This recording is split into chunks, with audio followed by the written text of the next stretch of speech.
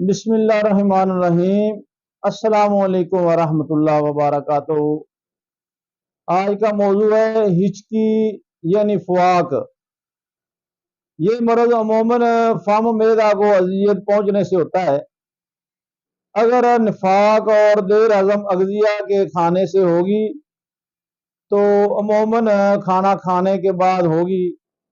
اگر گرم اور خشک اشیاء یا ادویہ کے کھانے سے ہوگی تو منہ کا ذائقہ کڑوا ہوگا، پیاس زیادہ لگے گی، زبان خشک ہوگی۔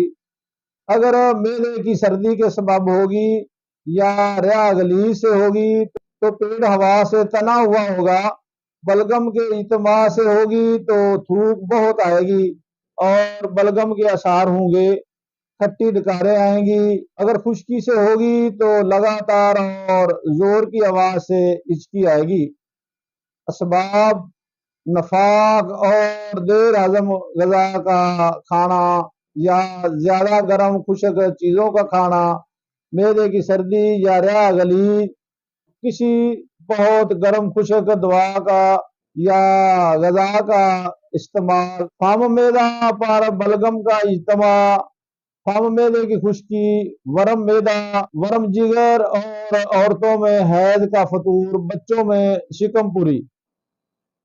اگر مرض عارضی ہو تو کھلی ہوا میں چند منٹ زور زور سے سانس لیں یا پانی ایک گھونٹ پی لیں یا قوت ارادی پر زور دے کر ہچکی کو روکیں۔ بعض دفعہ کسی ہولناک خبر سنانے سے بھی اس مرض کا دفیہ ہو جاتا ہے۔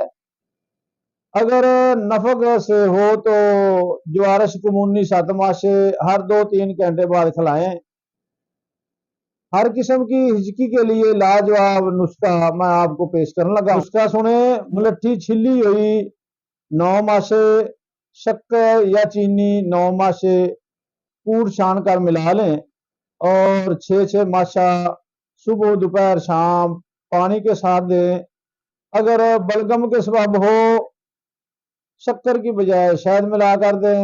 ہچکی فم معدے کی گرمی یعنی صفرا کی وجہ سے ہو تو موسمی کا رس 1 پاؤ نکال کر پلائیں یا آلو بخارا 5 دانہ چٹانگ پر پانی میں بھگو کر زلال لے کر پلائیں۔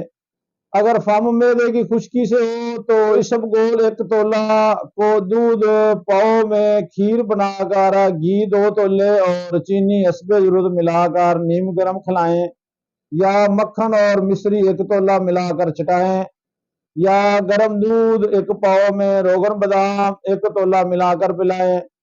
ان میں سے کوئی نسخہ بھی تشخیص کے مطابق استعمال کریں گے تو اللہ کے فضل سے ہچکی ہمیشہ کے لیے ختم ہو جائے گی۔ انشاءاللہ دوبارہ ہچکی نہیں ہوگی۔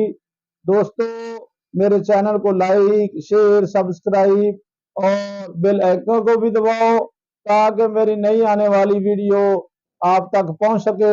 دعاؤں میں یاد رکھنا۔ السلام علیکم۔